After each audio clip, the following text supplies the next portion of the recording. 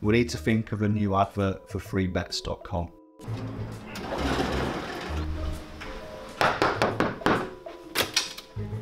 Get your best betting offers from freebets.com. Yeah, that'll do. The following deals are now live. This is Lewis Hart for Boxing Social in association with Empire Fight Store and Forged Irish Stout. Delighted to be joined with Dev Sahni today. He's got the Day of Reckoning mug on. He's got a lovely little Christmas jumper on as well as we roll sort of through towards the closing moments of 2023. Been a bit of a crazy year, but I suppose this one's a little bit different. You know, we're not usually talking about the topics of what's happening in boxing, but we will be reflecting on this year of boxing as a whole. I suppose just before I do start this will be out after, but this is being recorded before the Day of Reckoning. So whatever happens on December 23rd is, completely sort of irrelevant to what we're talking about today. Other than that, Dev, how's things, mate? How have we been coping? I'm good, mate. So if this is going out after Day of Reckoning, I'm sure all fans will have tuned in via TNT Sports Box Office and Order Zone. Things are really good, mate. It's been a hell of a year, and we've got a hell of a finish to the year coming up as well.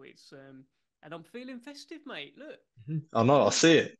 Nothing but festive gifts for boxing fans right now. It's a great time, and cheers. Absolutely, mate. And just as we stop, before we go into like certain topics, I did want to say, when you look at this year on a personal level for yourself, I don't think there's, I mean, correct me if I'm wrong, but I don't think I've been to a single Queensbury presser or a weigh-in, and yourself haven't been there. You've been just about everywhere this year, hosting a lot of press conferences. For example, the December 23rd one, Fury Usyk, trying to think of what else, Fury and Ngannou. So low, those are obviously the big three that people are talking about. So on a personal level, how would you say you view 2023 for you? Mate, it's been absolutely unbelievable, and I don't take any of it for granted. Like that one out in Saudi for Fury and Ngannou, where I'm sat at one end of the table, John Fury's just next to me, pointing past me. Down the other end of the table is Mike Tyson. Tyson Fury's there, Francis Ngannou's there. Like, that was unbelievable. Then obviously all these, Fury Usyk coming up, Day of Reckoning sat next to AJ, sort of all of that sort of stuff. It's been quite unbelievable, to be honest. It's one of those where, if you told me at the start of the year all of this stuff's going to happen, it's particularly with some of the relationships that seem to have been formed in the fights that are being put on, I just wouldn't have believed you. I probably would have called you names under my breath, Lewis. Yeah, absolutely. Well, no one deserves it more than you, mate. I would like to say, mate. I mean, I can't. I'm not. I'm really happy, mate, to see you absolutely smashing it and seeing you always on the front and center of these press conferences, mate. So just from myself to you, I just want to say well done, mate. Appreciate it. Thank you, mate. No worries, mate. I got my Forged Irish Stout. No one can see it, but as you can see, I got the Forged Irish Stout pint-sized glass here. But let's jump straight into this one as a 2023 year in review. Just to start off, just to kick this off, Dev Sahni, what is your fight of the year in 2023? You sent me through the question. Yeah. Even when I thought about it straight away, I was like, I'm probably missing loads, but there's gonna be some bias from me, obviously, as well, from ones that I've been at and worked at. For me, the most gripping, thrilling fight that I've been around this year has been Beterbiev against Yard. Yep. And it was right at the start of the year, and just like the build up to it, how cold Beterbiev was, the fact that they had a face off at Tottenham Hotspur Stadium, sort of just before Fury versus Chisora as well. It was that night, and they had that cold, stunning face off, and then it went into the build up, and the fight was just thrilling. You couldn't take your eyes off it. And normally when Beterbiev piles on the pressure on guys and he's got them hurt and he's bashing them up in the corner, you normally see them wilt. But we were watching Anthony Yard fight back, turn him round, push him back, and because of my sort of investment in Anthony Yard, like emotionally heading into that fight as well, it was just an absolute thriller. And it's one of those where, despite obviously Yard lost the fight, but I think he won the hearts of the public as well. And people see him now as one of the best out there, and people want to see what's he going to do next. So for me, that was just an absolute thriller. That was the fight of the year where I couldn't, I couldn't take my eyes off it. I'm sure there's been other, big high Yeah, profile ones definitely. that I've forgotten, but that was it for me. Unbelievable night. To be honest, I was chatting to Joe Pugh, and we both agreed. We both said about on Sunday that Batavier Villard would be our pick as well. Do you feel like the pick as well, with it being with that fight there, you feel like it was helped more when no one, it weren't really, written off in a sense, but nobody thought Anthony Yard could have hung with Batavier, and not only did he hang with him, he had so much success in that fight as well. Yeah, look, I wouldn't say nobody thought he would hang with Beterbiev. If you watch my 47 interviews in the build up to that fight, I was certainly saying he would more than Yeah, hang with Beterbiev. But yeah, look, there is obviously the underdog thing, and it's just the way he fought as well. And the way Anthony Ord was going to win that fight, if he was going to win that fight, was by fighting Beterbiev, and that's what made it such a thriller. And he was able to fight him off. He was able to back him up. He gave him such a hard fight, which Beterbiev said as well afterwards.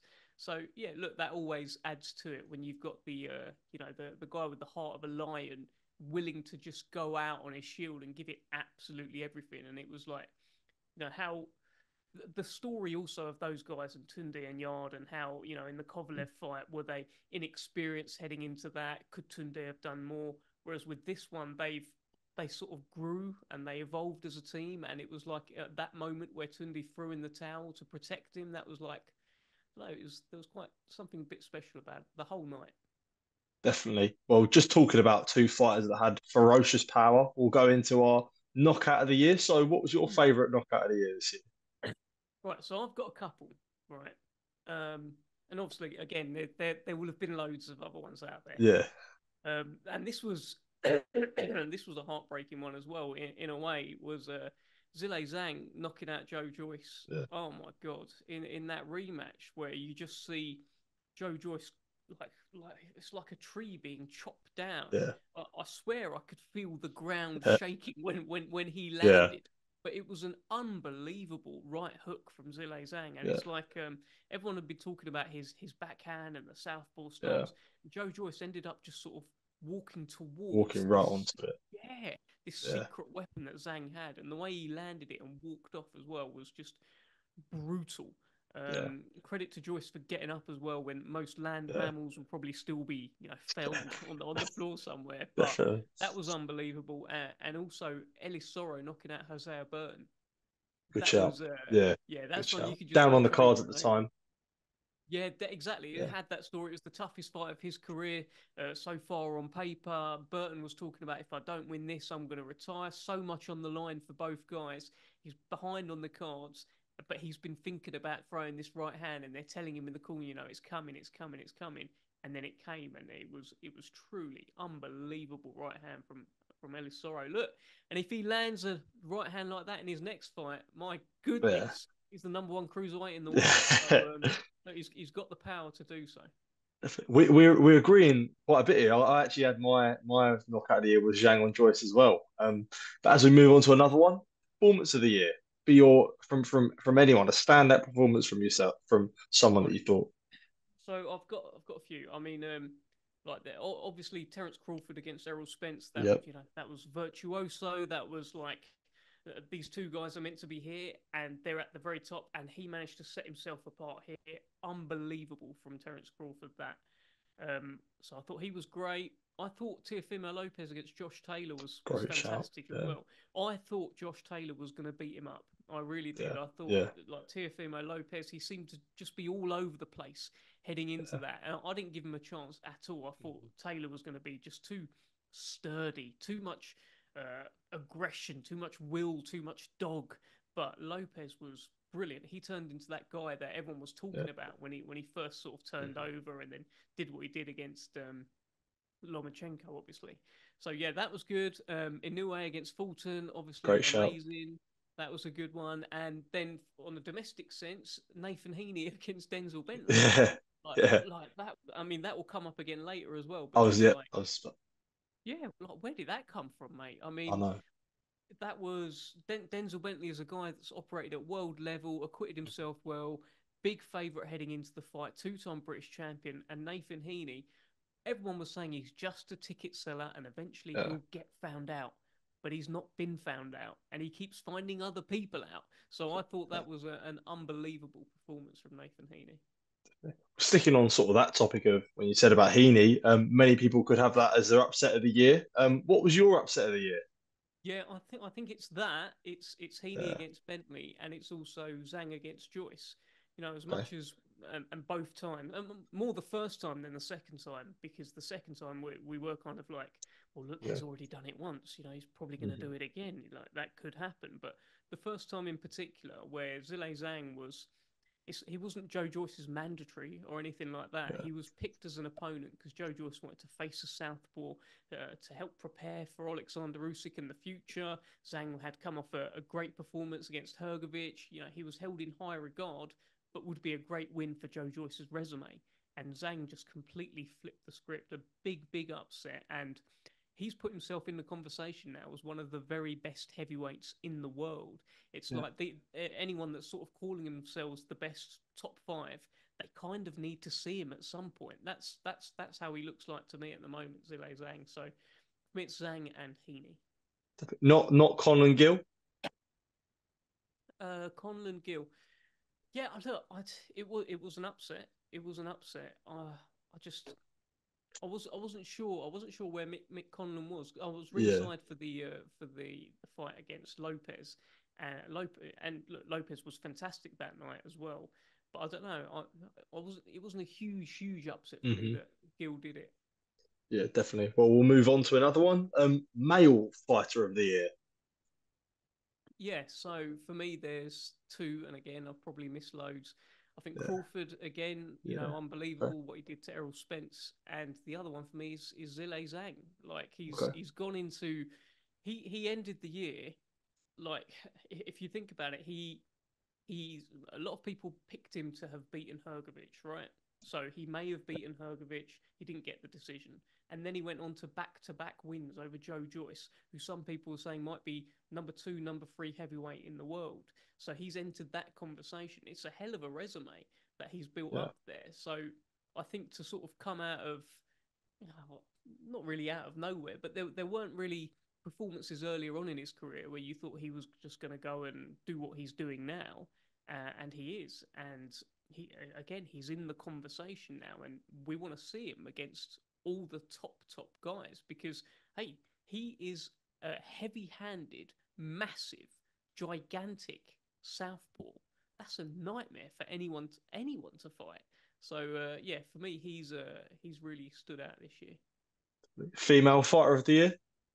It's got to be Katie Taylor, to be honest. Yeah. I think I think it all hinged on what was going to happen in the rematch with Chantel Cameron. She found herself fighting someone who has a win over her, has a blueprint on how to beat her, younger, fresher, uh, bigger, all of these things, and she still beat her. So Yeah.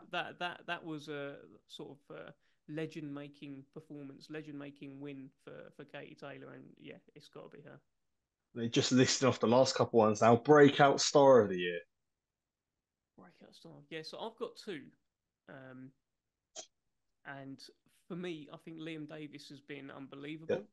I think definitely. he's only like 14, 15 and 0 now, and he's Yeah. been English champion, he's British champion, he's European champion. He's getting better and better. In his last performance, he knocked out this Italian fella, and something about it all just looked right. I think it was in a bigger arena. It wasn't just in Telford. The lights, the way he looked, the way he roared down the camera after he knocked the Yeah. guy out. I thought he was brilliant, and I think he's broken out this year, and I think there's big nights ahead for him. And also similar sort of thing, Nick Ball. Nick Ball Yeah. he is nailed on to become a world featherweight Mhm. champion for me, and it feels like we're getting closer and closer to it now. The way he treated Isaac Dogbay in that fight was just fantastic. And Carl Frampton put out a tweet the other day about when Rosie Ramirez lost to the Yeah. Mexican, and he said Nick Ball Just would about to go say through that. both of them. Yeah. So look, he believes it. That's high praise from a former featherweight world champion and super bantamweight champion, and I believe him. I agree with Carl Frampton. I think this has been just like last year. Actually, last year was a bit of a breakout for Nick Ball. Well, he's broken out again, and he's going to wreck his way to a world featherweight title. When it comes to Liam Davis, although he has been a breakout star of the year, do you feel like sometimes he isn't always getting the respect he deserves? I know after a big European title win, but I feel like I sort of speak for a lot of people where I still feel like, do you know what? That he is very, very good and still don't feel like he's overly getting the respect he deserves. I think heading into his last fight, it wasn't he wasn't necessarily getting it all that he deserves. But I think something's changed in that last fight now. Yeah. He's doing more press and stuff like that as well. He's getting the love, he's getting the respect. I'm seeing it more anyway. But ultimately, you just see it when he has his next fight. How are tickets going to do? How many people are going to watch? How many people are interested? And for me, he's a puncher. He's turned into a puncher. Yeah, definitely. He looks the part, and he can chat. He's actually one of the best trash talkers we have in this country. Yeah. Not a lot of people have really seen enough of it, but if you watch some of his presses, he's got a great line or two in him. And you get him the right dance partner, you get him someone that people know. I think that's what's missing right now. He just needs an opponent that people know and respect. At the moment, he had Cunningham, great, he had Yeah. Luton before that as well. But more of that would be good, and that will kick him on. I do feel like I already do know the answer to this one. But what would be your event of the year for this year? Well, we haven't been to the day of reckoning Yeah, yet, yeah, of course, yeah. so it has to be the Battle of the Baddest. Hmm. Just unbelievable week in Riyadh that I will never forget. You were out there as well, Lewis. Yeah, You know, I'm sure definitely. you'll never forget it. Just astonishing. Like the gala dinner in particular will live long in my Yeah. memory. The fact that me and Andy Clark were just kind of hosting the live stream, having guests brought to us. Oscar De La Hoya. Oh, thanks, Oscar. Here comes Manny Pacquiao. Oh, Yeah. thanks. Here comes the Brazilian Ronaldo. Here comes Mick Patton. Here comes Mike Tyson. Here comes Lennox Lewis. Just unreal. Like a collection of stars just all in Riyadh that week. And they witnessed something very, very special. And yeah, I'll never forget that. Definitely. And just a last one, a final one from me.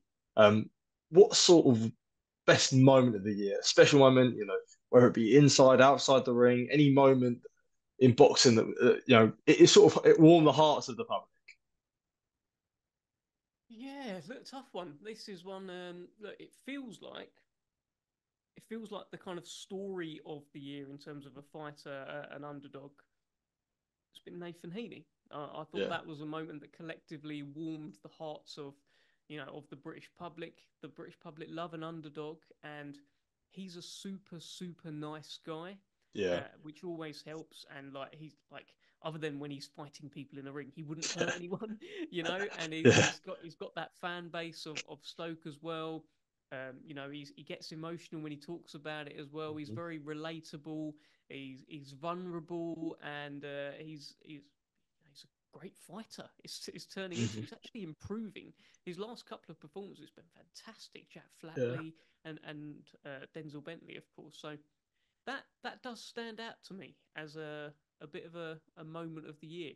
I'm gutted for Denzel Bentley, but Yeah. on the Nathan Heaney side of it, considering he was written off, Mhm. for him to then do that was quite astonishing. So yeah. Just sticking on the topic of Nathan Heaney, what do you feel like you want next for him? Would it be maybe someone like Hamza Shiraz or a big world title fight at Stoke? What do you feel like would be the logical step for him? I don't know. I think look, he's got that British title now, so I don't know. I don't know if he'll straight away kick onto a world title fight. Obviously, the Hamza Shiraz fight will be there. I'm sure there'll be talk about that. But Hamza's got very serious business in Liam Williams here. He Yeah. needs to Oh, of get course, it yeah, right yeah, of first. course, of course. So yeah, that's a very tough fight for Hamza. Let's see how that goes. But I don't know. I think I'm sure Frank and George will have a great plan for him, and I think he's after that fight against Denzel Bentley. I think you'd forgive him for having an easier one, maybe where he Yeah, goes in yeah, as a favourite, but then maybe you won't get the best out of him in that way. I don't know, but I can't wait to see what he does next, and hopefully he's got a ton of new fans now, and it feels like we have capitalised on it collectively yeah, on that win. definitely. So I'm looking forward to it. Absolutely. And just as we close this off, what do you want for 2024? 2023 was very exciting with, Saudi. So it's sort of, I'd say definitely it was sort of a breakthrough year for Saudi. We did see three events this year in the sort of Kingdom of Saudi Arabia, which has obviously a lot of excitement with that. But 2024, what do you really want to see? What are you excited for? And, what do you want to sort of throw out the hat for it to potentially happen? Obviously, we're seeing Undisputed, but what else do you want to see? Look, I just love this heavyweight division. I want to see them all fight each other, and I think with the involvement of Saudi, we are actually getting it. Like it's Hmm. happening. The undisputed fight is made. We're going to see that in February. Unbelievable. We're actually going to see it.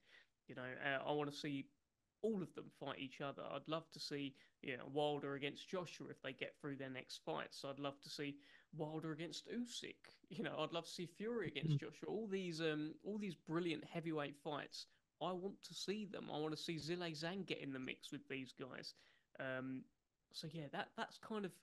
I just want to see the fights that we're all crying out for, and I feel like for most of them we're actually gonna get them. Like it's Frank talked about game changed with this deal with his excellency, and it's the game is changing, and it hasn't even really been going long, and I think we'll get there. I think we're going to get some very very big fights. Absolutely, I definitely second that. Dev, just wanted to say thank you for taking time to speak to me. I appreciate you doing this little yearly recap with me, and I always appreciate throughout 2023 we've been catching up, talking about all different types of topics, all different types of things, and I always do appreciate catching up with you whenever it be at a weigh-in, a press conference, a fight night, anytime, mate. Appreciate it. Thank you. Appreciate it. Thank you, mate. Did you like Mhm. the Chilling, yeah, chilling? I like it, mate. It's Brilliant. always just chilling, man. Just chilling, man. It's a Amazing. lovely little jump. Top Brilliant. man, mate. I'll see you later. Take care. Yeah, top man. Thank you, mate. Cheers.